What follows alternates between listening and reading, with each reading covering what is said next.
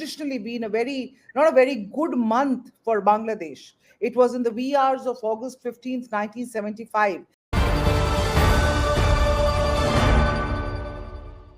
Hi, you're watching the Times of India. I'm Aditi Prasad, and it's a very, serious day as far as Bangladesh is concerned. The and August has traditionally been a very not a very good month for Bangladesh. It was in the wee hours of August 15th, 1975, when Sheikh Mujibur Rahman was assassinated. And now, in August 2024, we are seeing yet another Bangladesh leader, Sheikh Hasina, resigning and having to absolutely flee the country. She's fled to India. She's in India right now. I'm joined by Professor Saeed Munir Khusru. He's the chairman of the Institute for Policy, Advocacy and Governance, and he's joining us all the way from Dhaka. And we have with us Sheikh Hasina, Lieutenant General, Defense and Global Affairs strategic expert. I've had the pleasure of speaking to him, and he has very interesting insights on the geopolitical situation in the region.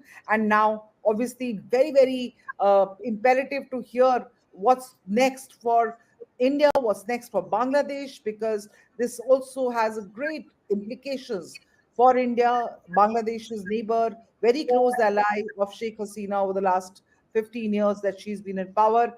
But let me start off with Syed Munir Khusro Saab. Sir, Sheikh Hasina's departure from Bangladesh caps her 15-year rule and comes amid the student unrest, which has left almost 300 people, 300 dead over the last several weeks. What is the situation now in Bangladesh as of now? Thanks for having me. I mean, yeah, as you can fairly imagine, even today morning, we are not sure where we are heading. It seemed like we were reaching a dead end in terms of even yesterday, the government saying it has been tolerant enough and basically we'll go for hard tactics, and the students being very sort of clear that they have only one point demand for her to go. So we were expecting for the worst and hoping the bloodshed that has happened, particularly loss of very young lives from 8, 10, 12-year old to undergrads, that doesn't go any further.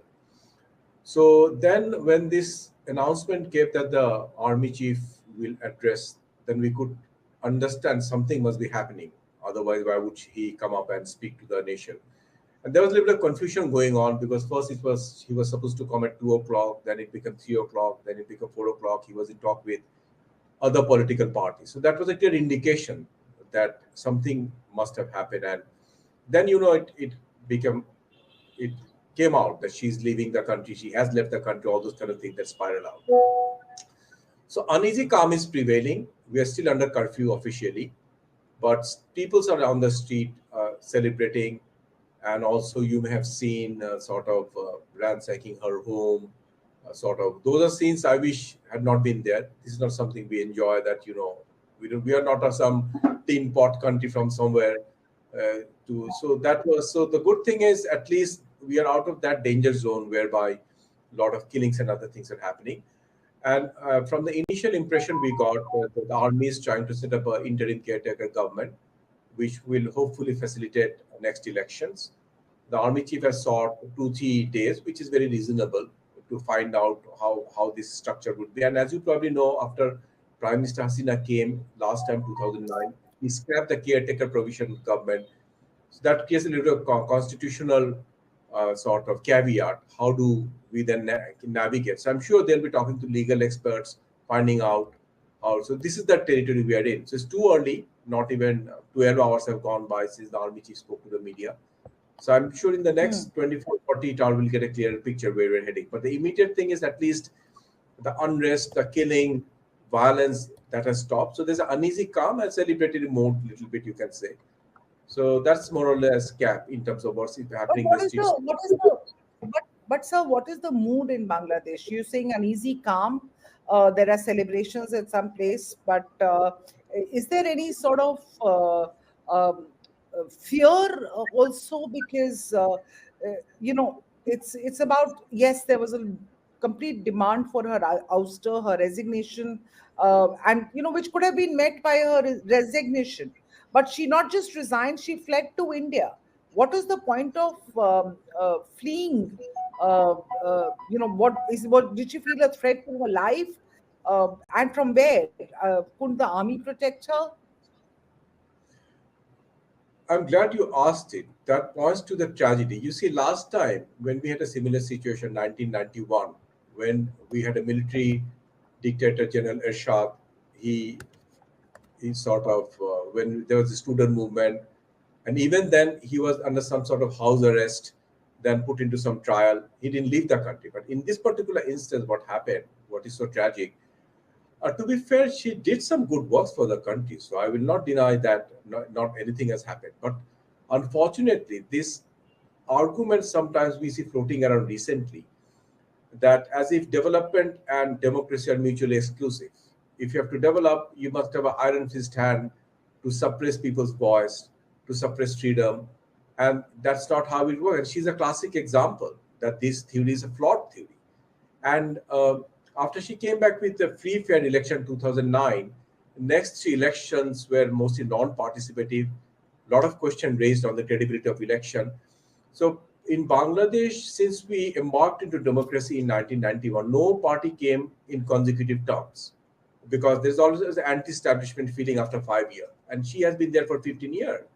So there was a lot of, I would say, anger brewing below the surface. So what started with a very simple movement by general students quickly transformed into something very bigger. So what you saw, ordinary people finding a window to sort of come out and take this opportunity, and it came in full force. So in the end, you saw students, parents, cultural activists, journalists, everyone flocking in. So it turned out to be and in that scenario, it became flee the country, because I was told that army and everyone was very concerned whether they'll be able to give her enough security given the rage people were having. That's what I've been told. So then you saw that she was taken off to India, and which I believe she currently is. So yeah, it's an unfortunate exit for someone who came with popular mandate 15 years back, and to be fair, did some good work. But her sort of iron grip on power, hard power tactics, and suppression of civil liberties, all other things, that all built up to the ultimate anger that you saw in the street. All right. So let me bring in Lieutenant General Atta Hasnain at this point. Sir, what is the, what are the implications for India, immediate implications for India? And then, of course, we'll come back to you, Mr. Khusro, to understand what exactly, what next for Bangladesh. See, Aditi, the first thing I may start by saying, it's wonderful to get such moderate, such well considered views from right there in Dhaka. I'm glad you got someone as mature as Professor Munir Khusro there, because he's the kind of person who can actually give you the absolutely correct picture which is emerging here. As to India's interests, you see, one thing we have to remember, the longest border that India enjoys with any country is with Bangladesh. It is not with China, it is not with Pakistan. Secondly, it's a very crucial region. You see, in our neighborhood policy, we always consider the neighborhood policy to be the most important part of our foreign policy. And in that neighborhood policy, I think the Bangladesh aspect perhaps stands out the maximum. It's a very crucial region. Our connect with the Far East. It is the area, it's a connect with our own Northeast. It's a connect with the areas where we have major problems with China. We have waters issues here and things of that nature. So this is a very important area for us. Not only is it geopolitically, geostrategically, but also socially a very important area.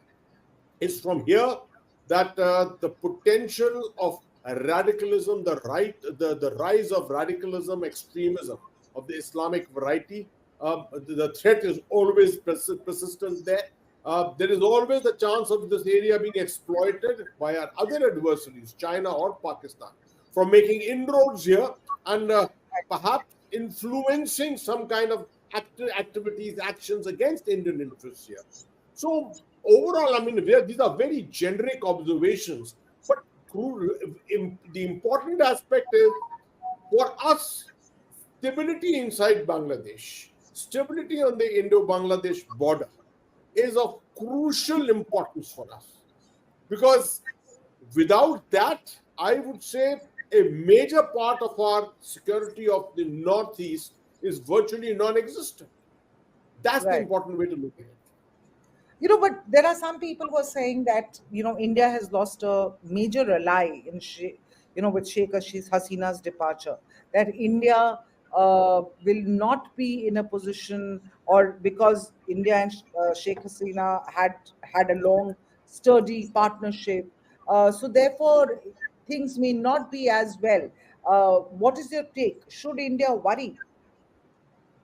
Well, India has to worry, but India has to work very hard too.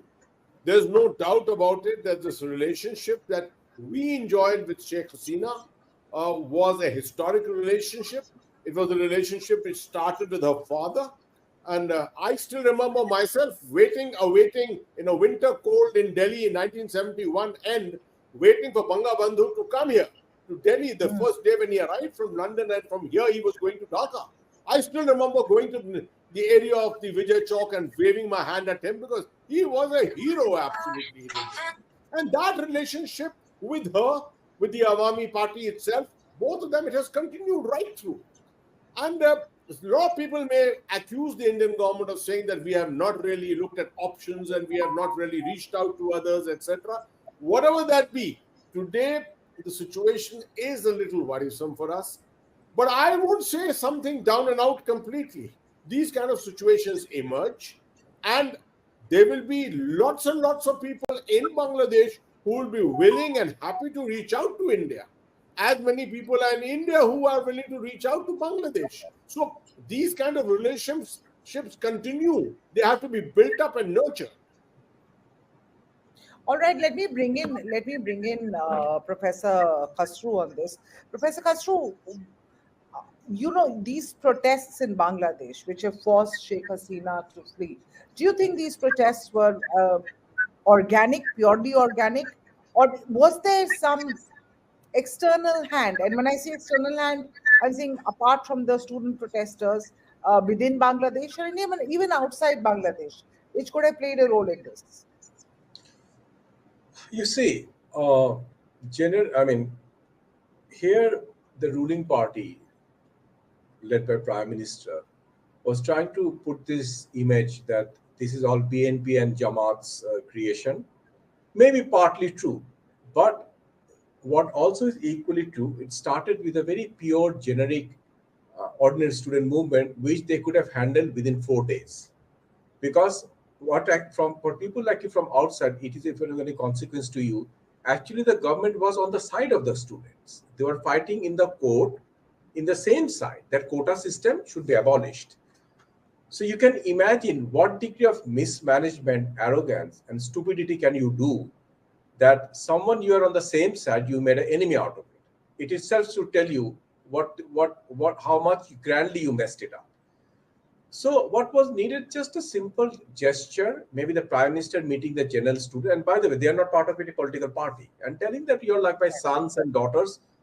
We are fighting in the court. We'll make sure the quota system abolished. Instead of doing that, when she uttered words like, you are children of Rajakar. Rajakar is a very sensitive word in this country. It means traitors who sided with Pakistani army. So this is not something you float around so easily. This is not a very serious sort of. And these girls were not even born that time. How can they be Rajakar? They are 18-year-old, 20-year-old. They are not even born. So that, and then unleashing the student wing of Awami League, which is a very unpopular sort of element, then heavy-handedness, shoot on sight. So all this combined really spiral out of control. And what happened, many people, this pent-up ventilation, for 15 years, you are under a very iron fist rule. You had 3 consecutive non-participative elections. On a sudden, people found a window. So then everything got mixed and matched. Some were general student, maybe some element of opposition got involved. And in the last end, parents, cultural activists, professional joined in. So what started with very general student, And if you ask me, it is 180% government responsibility that they completely messed it up, which could have been a solution of 4 days. They dragged it on, and so then, and particularly killing of people, 8-year-old, 9-year-old, that was the last nail in the coffin. I mean, you cannot put up someone going in a veranda to water your plant and you get shot in your head, and you use helicopter, all the strong tactics they did. So that ultimately, within a matter of, and I can understand why people from outside, like Friends of India, are a little confused. How did it go so bad so quickly? This is Yeah. what happened. And I What could guess, she have done differently, sir? sorry? What could she Very, have done differently? very In your assessment, if had she handled this problem differently, could the outcomes not be as dire absolutely. as they are today? Absolutely. Wow. She is known to be a very warm person. She comes from a political family. So she's known to be one-on-one very warm person. So what she could have easily done, invite those boys and girls over a cup of tea in her home, tell her that, we are on your side.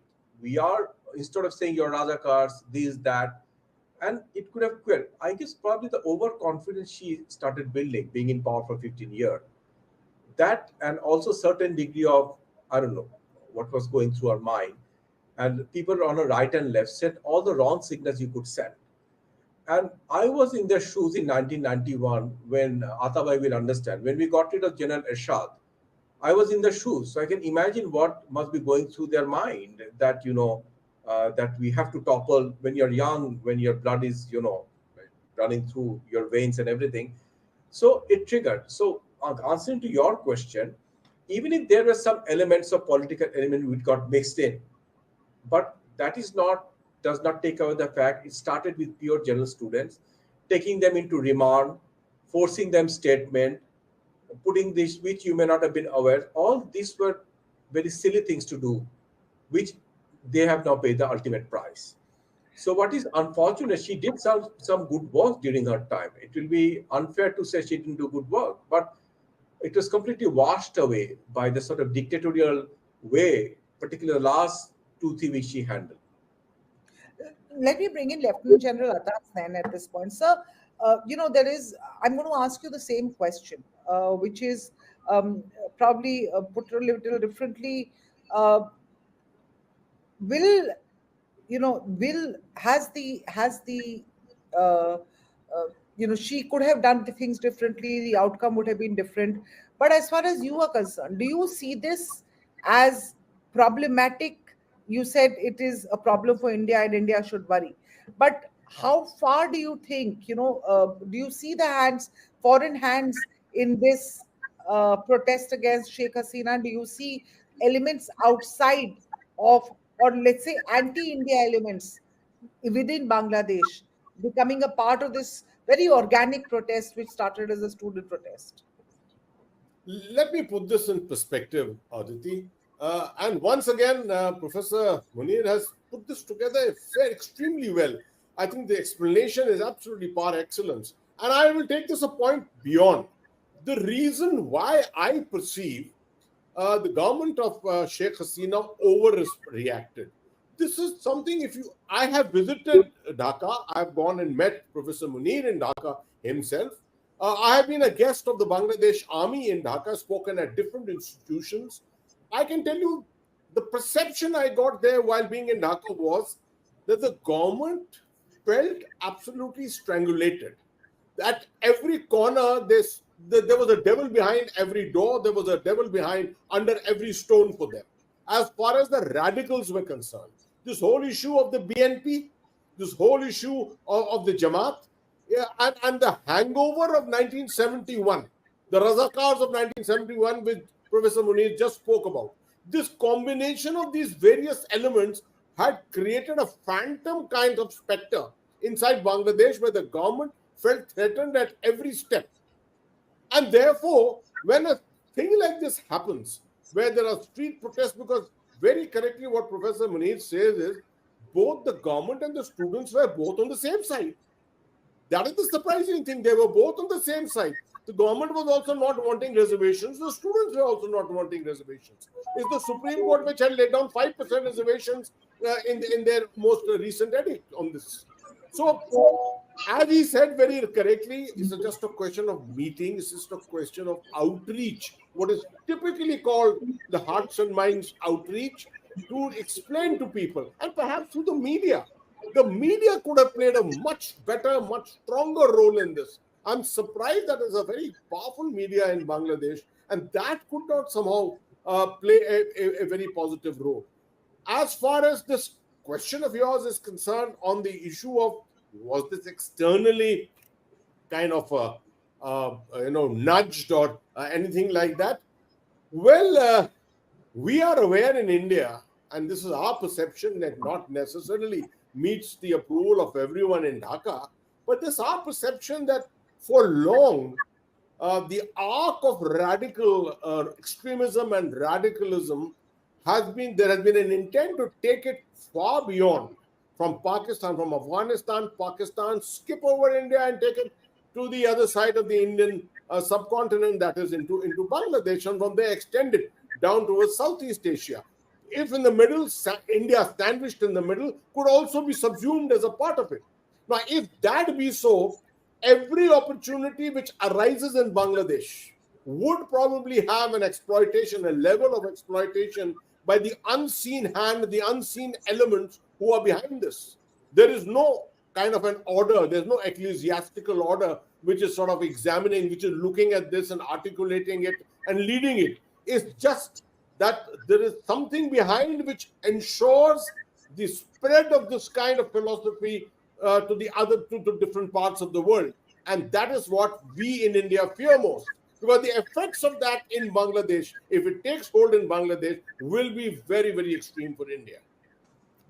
What should India do then, sir, at this moment? We know that Sheikh Hasina is already here. She's met Ajit Doval. Prime Minister Modi has already been briefed about the situation in Bangladesh. What should be India's next step? Because we already face two hostile neighbors. There's China, there's Pakistan, and we've lost an ally now in Bangladesh. You gave the answer yourself, Aditi, by saying this, that you can't create a third adversary out here, right? And there's no reason for creating a third adversary. The people-to-people relationship between India and Bangladesh is outstanding, absolutely. The government-to-government relationship has been so outstanding. And I'm sure the majority of our government itself will ensure that this outreach to the Bangladesh government continues, whoever be there. It's the question of, the king is dead, long live the king. The government is still going to be there. It's a question of whether it's a military government or it's going to be a democratically elected government. How does it matter to us at this moment? At this moment, it's important. The important aspect is stability. I think Bangladesh must look for stability. We should be seeking stability in Bangladesh. If the Bangladesh army decides to rule for some time, so be it.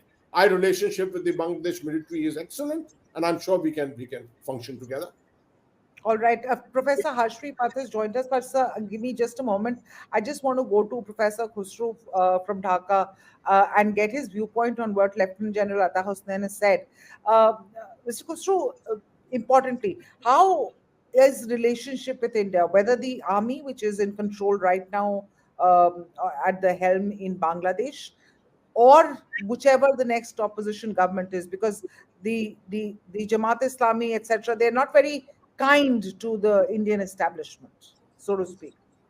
Since I am in the company of you with whom I have spoken earlier, and Ata Bhai is someone I have a lot of respect, I'll be very free and frank. There's no point beating around the bush. If you go to the street today and meet ordinary people who are reveling in her departure, I can guarantee you 8 out of 10 will speak against India. The reason being, I'll slightly differ with Ata Bhai. I have time and again told our Indian friends, your leadership, your bureaucracy, I have some of the best minds in this part of the world. I fail to understand why they nurtured a relationship in a manner and fashion that ordinary Bangladeshis think it is between India and one particular party, one particular person, not the people of Bangladesh. This is a colossal failure of Indian diplomacy, my opinion. You don't have to talk to me, talk to anybody in the street. So the reality is, perception in Bangladesh is the non-participative election we have had for 3 occasions, India managed it with outside world for the Hasina government. That's the perception. Right or wrong, I don't know. 2014, it happened. 2018, it happened. The world was busy with Rohingya crisis, so no one was really paying attention. Same thing happened 2024. So even now, as we speak, we haven't seen a statement from the Indian Emir telling whatever is the wishes of the people of Bangladesh, we stand by the people. These are not times where you wait when there's such a huge outburst of emotion of people in general. So this specter of something behind the scene working radically is equally applicable when people think Indian agents are also working behind the scene. I'm being very frank about it. So it's a both-way perception as far as ordinary Bangladeshis are concerned. Tragedy is India is our closest neighbor. You fought for us. You gave blood with us. You gave shelter to many of us who took refuge. So we started our relation with blood and soil and tear. We are so emotionally connected. And what really saddens me, and whenever your leadership have come to Bangladesh in visit and I've met them, I haven't missed a single opportunity to tell them, please try to make that connect where people feel you can have a particular preference. I want labor, I want liberal, I want democrat, I want liberal. That's perfectly okay. But don't make it so for example, BNP made a mess out of relation in 2001 and 6, which we openly say that we unnecessarily irked India, we upset them, which was not a right thing to do for BNP. But that doesn't mean Awami League is the only party in Bangladesh. So in last 15, 16 years, what has happened? The general perception, and sometimes perception is reality. People identify Awami League and Hasina just other side of the coin of India, which is not good. So what Atabhay said very correctly, that portion I agree. India really has a task ahead of it, whether it's the interim government supported by the military or whoever comes in, to cut across the border that we are friends of Bangladesh. We stand by you, even if we had enjoyed a special relationship with former Prime Minister Hasina. That's the task ahead of India. I'm being very blunt about it. Oh, let me bring in Professor Harshvi Pant at this point. He's Vice President Studies and Foreign Policy at Observer Research Foundation. Mr. Pant, do you agree with this assessment that India's foreign policy in Bangladesh, where it's identified only with one political party, and now that political party's leader has fled the country, that relationship will be in a shamble? And have we messed it up there? We certainly have a challenge on our hands. So that's goes without saying. But I would, certainly not want to venture into very dramatic declarations at this point. See, the first challenge that is being faced is by our friends in Bangladesh. Now, it's very easy to remove the leader. It's very difficult to build a country. So I think whatever Sheikh Hasina did or did not do in Bangladesh, what she did certainly was to provide it with political stability and economic development, which is, I think, one of the most dramatic shifts we have seen in Bangladesh's own economic rise. So I think challenges as there are for India, the first challenge is going to be for Bangladesh to settle itself into a rhythm of political governance and economic resurgence that it was witnessing over the last. And democracy also. Exactly. That is what getting governance back. At the moment, you have military that is streamlining the process now, but it's not entirely evident. BNP or Jamaat or whoever else coalition is in sufficient place at the moment to cobble up a government of national priority. So I think at this point, national reconciliation for Bangladesh is important, because I think the most easiest thing to do at this juncture would be to see retribution against Awami League supporters. And now I think that would be disastrous, because ultimately I think this is a conversation that Bangladesh needs to have with itself.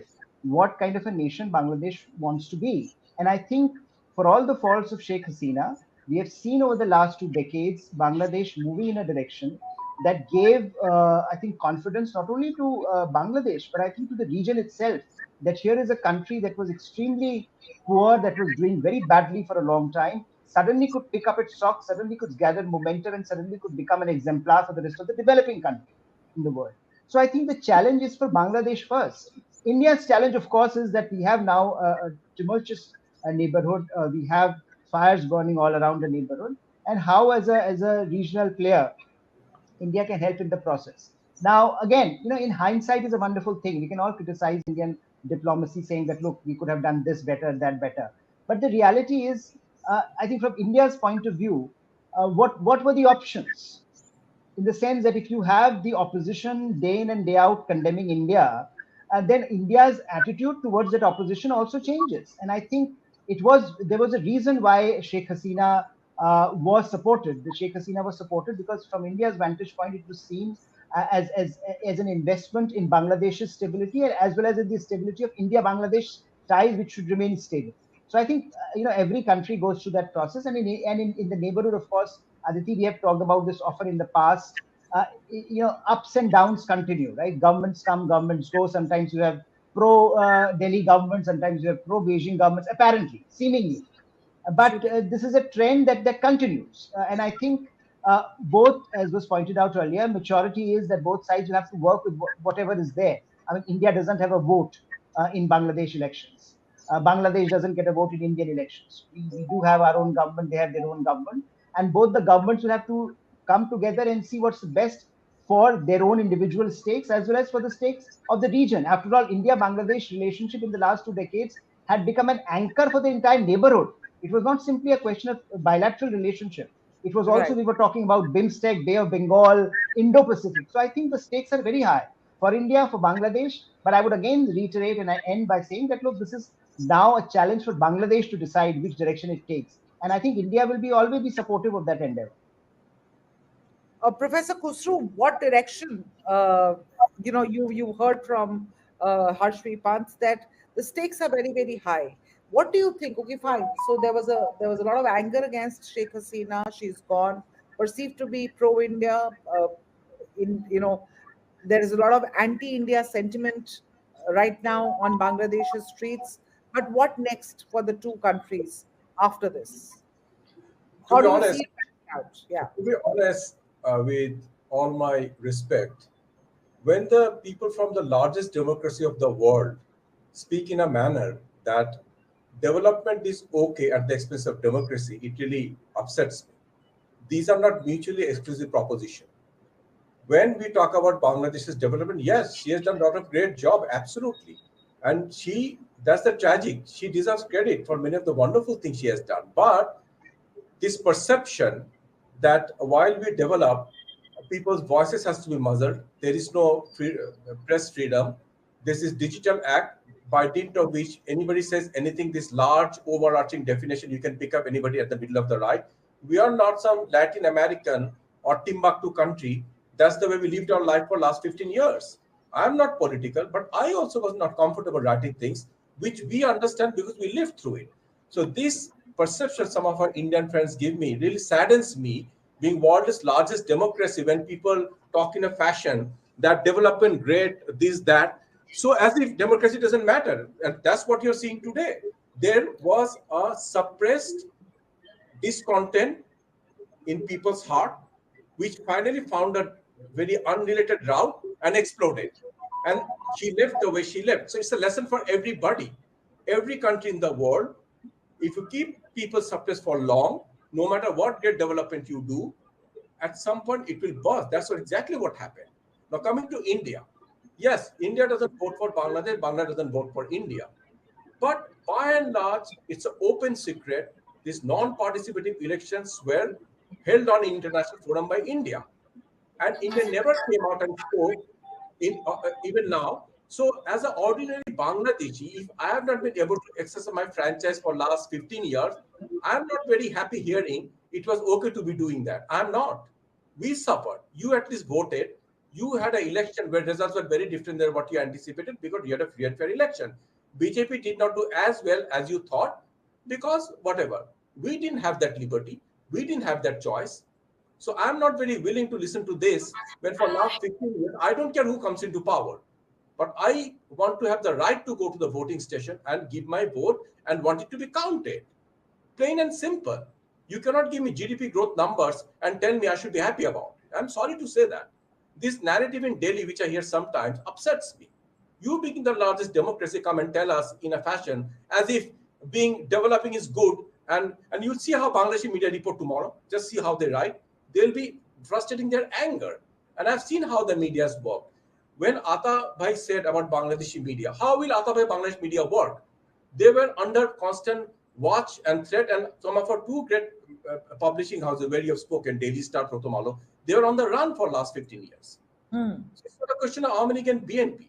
It was very repressive, which was not necessary because she is doing so great in economically. She didn't need to be so much repressive. She was doing wonderful job. So this was no need for this. And that's the ultimate price she paid. I would request my Indian friends, please understand, we have no less democratic aspiration than you do. And if it is for some reason not being done, we are already upset. Don't upset us more by giving some sort of legitimacy of doing this thing. Please don't do But that.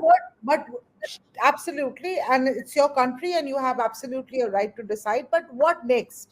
What next for Bangladesh? Do you see the army running the government for the next couple of months, and then a transition? Because you yourself talked about democracy.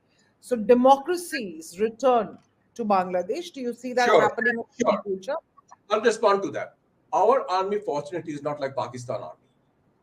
They are not interested to be in it more than necessary. And Atabai, being a military person, I'm sure will be able to hear insight. So, and the current army chief, known to be very professional, decent man. I think army, my hunch is they will not prolong it like 2 years. Last time we had in 2007 when we had a caretaker government. So my hunch is they'll try to fast track it 3 months, 6 months. I don't know, because one of the key challenge will be if you want to have a next fair and election. Last 15 years, administration has been under control of Army League. So if you want to restructure the administration for a free and fair election, it will need some minimum time. But my hunch is Army will not probably want to extend it more than necessary. That's my hunch. It's too early. It's not even 12 hours. The Army chief have spoken to the media. He just, Sure. as we speak, he just went to the president to speak to him. So in the next 24, 72 hours, we'll see some form of national government, unity government, caretaker government, whatever form. And we have a caveat there because Army League changed that provision whereby there is no provision for caretaker government, and you might be subject to even hanging if you do otherwise. So Army has to find a way to help get out of this mess with a proper election. That's the immediate priority. But I don't foresee, unlike Pakistan, that they will be here trying to meddle in defense, foreign, this policy, that policy. That's not going to happen here. That much I can tell you. And you believe that the army is going to be able to restore order, given that barely minutes after she fled, many protesters stormed the parliament in Bangladesh. I think they will, because what happened in the streets of Dhaka, which you may not have seen, when army was in the street, general people went to them, and army did not interfere like police. They were like there, but they didn't do any of the thing which police was doing. And general people, which came out media, told the army that please help us. So I think there's a good connect with general people and army. And army chief, I think, so far has been very matured and measured in his statement that we all will get over this together. Lot remains to be seen. Let's not try to fast track. But my gut feeling is army will try to carve out a path so that they are there for the minimum required time, law and order, everything. Because one of the risks is, which we don't want to run, this backlash, attack, because whether it's BNP and Jamaat, retribution, we don't want to see that thing. So we want sanity to prevail. So army will play a role in that, just to make sure normalcy. And economically, we're already badly hurt. For last 1 month, Right. nothing has been happening. So yes, we have a lot of things to do. We have plenty of tasks at hand. So let's give the army a little more time. Let's see how they come out with. But I'm hopeful we'll transition sooner than 3 months, 6 months. I don't know. But I don't think it will be very open-ended like last time, 2 years, when we are not sure. So, and of course, in absence of Awami League, who is BNP is there. Jamaat was banned by Awami League few days back. I don't know what they're going to do about it. Jamaat was banned. And then there's a specter. Sometime a talk goes about Professor Yunus. I'm not sure. He has openly said he's not interested. So we'll have to wait for next 1 month to see how different things pop up before we fully get a picture where we are heading. But I'm optimistic. We'll get out of the woods. We'll get out of the woods. Okay, and your optimism. I'd like to just bring in Lieutenant General Atta Hasnain at this point, Professor Munru is optimistic that things are going to take a turn for the better for Bangladesh now. Lots of resentment, lots of suppressed anger against Sheikh Hasina. Now that all of it has been sort of, to a large extent, been settled because she's resigned and she's gone from the country, she's fled the country. But as far as India is concerned, sir, what do you think? Because there are uh, implications on national security. While the unrest in Bangladesh is going on, there are fears of infiltration. There is, because in Bangladesh internally is burning, the radical elements are having a free run. How do you see the security situation in India till the time democracy is restored in Bangladesh, which Professor Munro is very optimistic about? Well, Aditi, that definitely is our major challenge too. And I'm so glad we had this conversation. We were planning to do this individually. So I'm so glad that we spoke together. It just shows the spirit of the region, right? I fully accept and fully respect the views which have been expressed by Professor Munir out here. You see, we have our own ways of looking at things, but one must be able to appreciate the other person's point of view. And having been to Bangladesh, if I had not been to Bangladesh, perhaps I may not have been able to appreciate his views as much as I'm being able to do it today. You see, these kind of notions that the young students, etc., are ransacking the parliament and therefore they have no respect for democracy and things like that. No, I don't agree with all this, because these are moments of euphoria. They've come out of a terrible period. 300 people have died. And obviously, people are out open in the streets at the moment, enjoying their freedom, whatever it is. It will take a little time before a semblance of order is restored. I agree that the anti-India street in Bangladesh is reasonably strong. And this is something that we from India will have to work on. Well, I'm sure we have the capability. Both the countries have got the capability. Both of them know that it is in their mutual interest to be in cooperation with each other and not with conflict with each other. There's no way that conflict in any way is going to help us at all. So I think it's a question of identification of the right leadership. This is one of the very important things which is going to happen in Bangladesh, because an alternative leadership never emerged here. What is going to be the alternative leadership? If the military is there for some time, what kind of a leadership will the military give itself? All these are going to be very important factors for us. But for us, the bottom line in India is that we cannot afford not to have a strong, stable relationship with Bangladesh in whatever form Bangladesh is. All right, and on that note, I think I've got ample food for thought from both of you, and I think so have our viewers. But let's connect individually again, maybe over the next couple of days, to figure out, because things are moving pretty fast. I'm hearing reports that Sheikh Hasina is here now. She's from here. She's going to be going to London. We don't know what's going to happen next, but let's wait and watch. Things are developing at a very fast pace, and we are going to be tracking it, viewers, right for you minute by minute on the Times of India. So please stay tuned. We will come back to you with more. Stay tuned to the Times of India. Thank you so much, sirs, for your kind time. Thank you. Pleasure. Good to see you, Adha bhai. We'll see you. I'll see you in Delhi Bye. soon. Ciao.